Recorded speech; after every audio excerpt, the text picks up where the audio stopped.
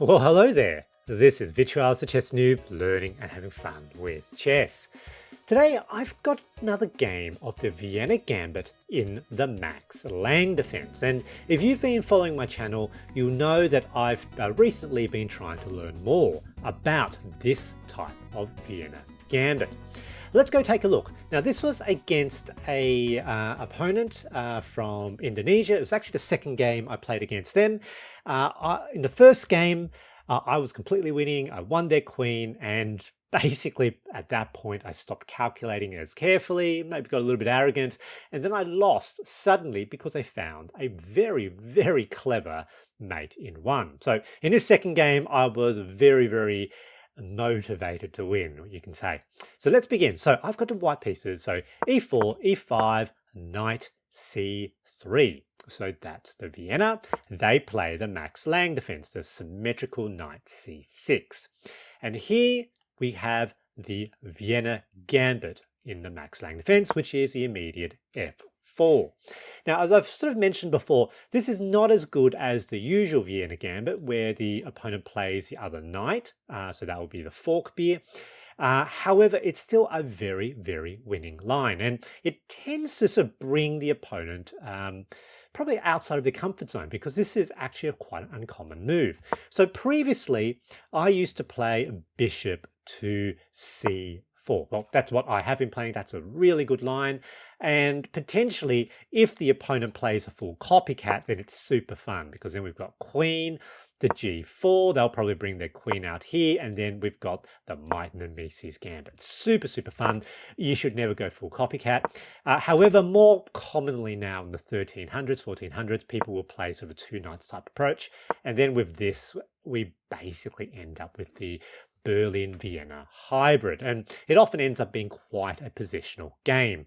It's fine, I do very well here, but I tend not to like positional games quite so much. So that's why I've been really interested to learn how to play the Vienna Gambit in the Max Lange defense. It's pretty much all the games here are often quite fun. This is a bit unsound. It's about minus 0.5, so Stockfish kind of calls it as basically as an inaccuracy. However, there are so many potential good fun lines out here. Now, my opponent clearly was someone who liked bringing their queen out early. That's how they lost their queen last time. So they decided to play queen to f6, which is a mistake. And basically here, I'm actually doing quite well. It's about almost plus 2.3. And basically, I can immediately just capture like that. They can take back, but then I sort of develop the knight with an attack on the queen. So this is actually really good for me. However, there's another move here which follows really the themes in my book, my new book, 50 plus 2 Chess Quick Wins. In the tactical themes section on page 38, the Queen's Knight to d4 and d5. That's often a really powerful opening tactic. And here, that's what I decide to do as well. So this tactic is particularly common when the Queen's Knight comes out early, just like in the Vienna game, knight to d5. Now, technically, this is a little bit of an inaccuracy, maybe even a mistake. But the idea here is we're attacking the queen. We're giving a defense of that pawn. So this is a really powerful central position for the knight. And we're attacking the c-pawn on c7, which of course comes with an absolute fork of the king and rook. Now, if you had the black pieces, then the knight will be on the d4 square, but with white, it's d5, knight to d5.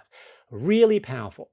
The reason why it's kind of a mistake in this position is that the opponent can bring the queen all the way back to defend that pawn and also to no longer be under attack. However, think about this psychologically.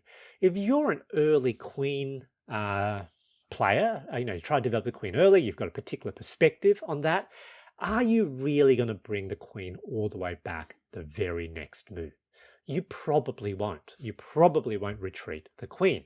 And that's what I was expecting, because if they don't do that, we're quite a bit ahead. They don't. They bring the queen to d6, trying to defend the c-pawn.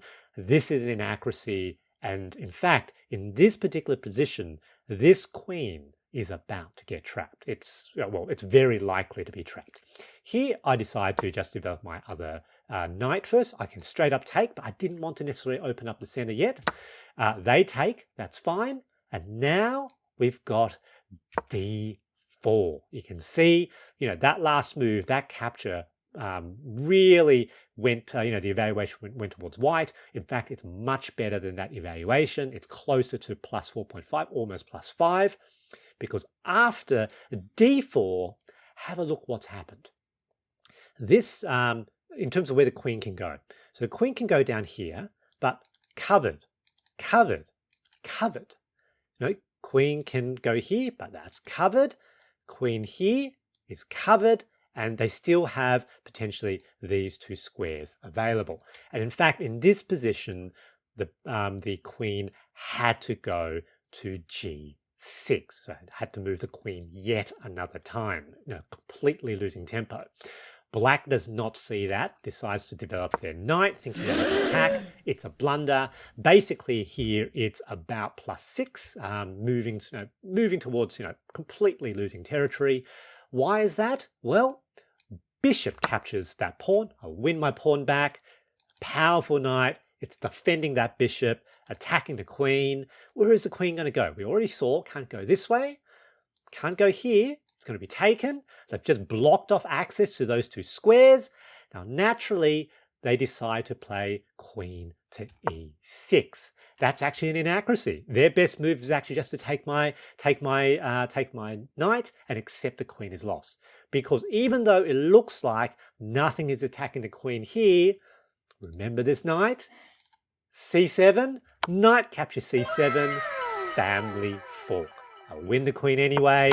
Take the queen, and from here, it's completely winning. It's around +8 or so, and it's a matter of, let's just try to force peace trades, develop. I was expecting the opponent to potentially resign here, but they opted not to, which is being good sport. So, they tried to develop. That doesn't work. Here, come on, let's trade. That was a check, that's fine. Now short castles. And here they thought, oh, look, let's try to form an attack. Didn't see that dark square diagonal, so that's a blunder. And here, emotional damage. Black opted to resign. Good game, GG. The big takeaway from this game is to keep an eye out for this opening tactic.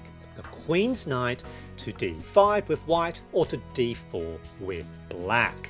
It's a very, very winning tactic. I hope you enjoyed this video, and thanks for watching.